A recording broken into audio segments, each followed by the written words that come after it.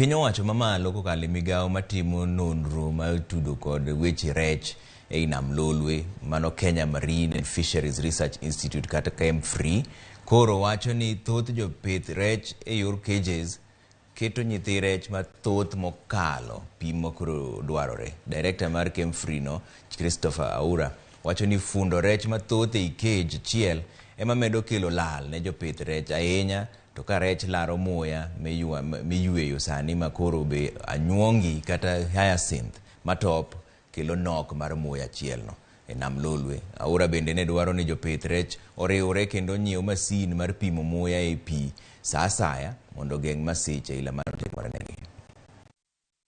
We are advising farmers to come together in various cooperatives and buy a simple water quality meter.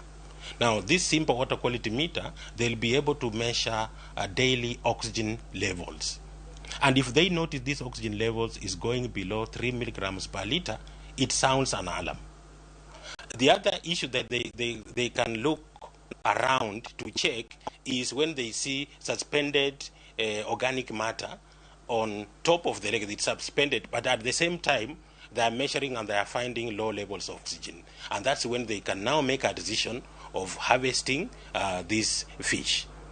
So these are facts that we have to consider when we are handling or undertaking cage culture in the lake.